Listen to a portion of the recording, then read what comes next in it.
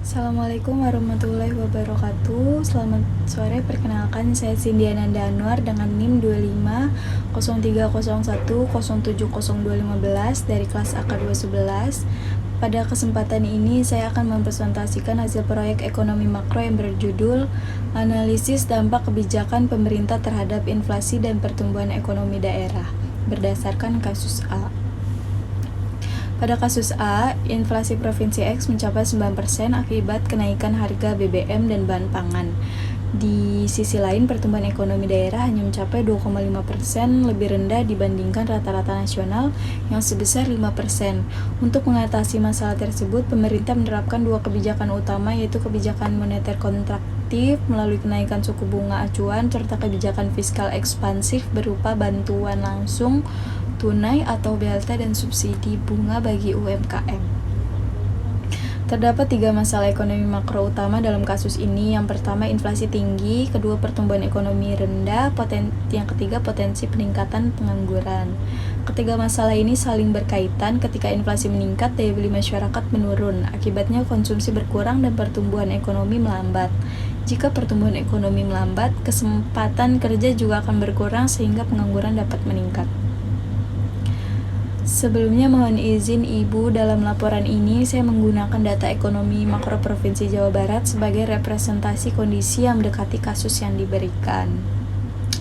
Data yang digunakan juga berasal dari BPS, Bank Indonesia, dan publikasi resmi pemerintah Provinsi Jawa Barat. Data di sini menunjukkan bahwa inflasi pada tahun 2022 sebesar 6,4%. Setelah berbagai kebijakan pemerintah diterapkan, inflasi turun menjadi 1,64% pada tahun 2024. Sementara itu, pertumbuhan ekonomi tetap berada pada kisaran 5%. Tingkat pengangguran juga mengalami penurunan dari 8,31% pada tahun 2022 menjadi 6,91% pada tahun 2024. Kesimpulan data ini menunjukkan bahwa kebijakan pemerintah cukup efektif dalam menekan inflasi, jumlah pengangguran menurun, namun pertumbuhan ekonomi sedikit melambat. Analisis dampak kebijakan.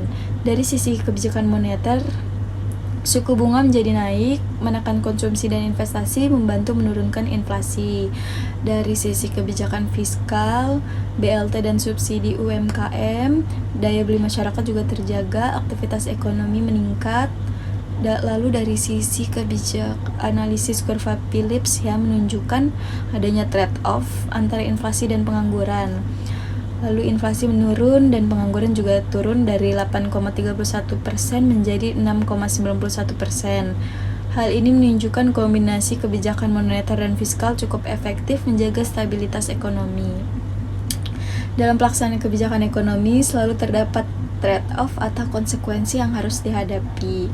Kenaikan suku bunga memang efektif menekan inflasi, tetapi pertumbuhan ekonomi melambat dari 5,45% menjadi sekitar 4,95%. Lalu terdapat time lag dalam kebijakan moneter, efeknya terasa dalam 6-12 bulan. Lalu kebijakan fiskal, efeknya terasa lebih cepat.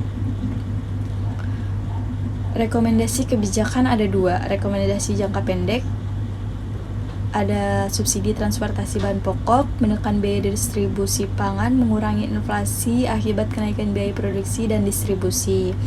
Lalu ada kredit berbunga rendah untuk UMKM, untuk menjaga investasi dan produksi sektor produktif, lalu mengurangi dampak kenaikan suku bunga terhadap dunia usaha.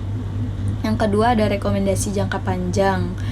Pertama, peningkatan produktivitas pangan untuk modernisasi pertanian dan perbaikan irigasi, lalu menjaga pasokan serta stabilitas harga pangan.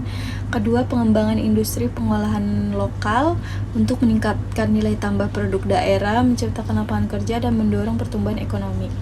Kesimpulannya, inflasi tinggi dan pertumbuhan ekonomi yang rendah mendorong pemerintah menerapkan kebijakan moneter dan fiskal secara bersamaan. Kombinasi kenaikan suku bunga, BLT, dan subsidi UMKM terbukti mampu menurunkan inflasi, menjaga pertumbuhan ekonomi, serta menekan pengangguran. Namun terdapat trade-off dan keterlambatan dampak kebijakan yang perlu diperhatikan. Oleh karena itu, diperlukan peningkatan produktivitas pangan, dukungan bagi UMKM, dan perbaikan infrastruktur logistik untuk menciptakan pertumbuhan ekonomi yang berkelanjutan. Oke, demikian presentasi yang dapat saya sampaikan. Mohon maaf apabila terdapat kekurangan dalam penyampaian maupun isi materi. Terima kasih kepada Ibu dosen atas perhatian dan bimbingannya. Wassalamualaikum warahmatullahi wabarakatuh.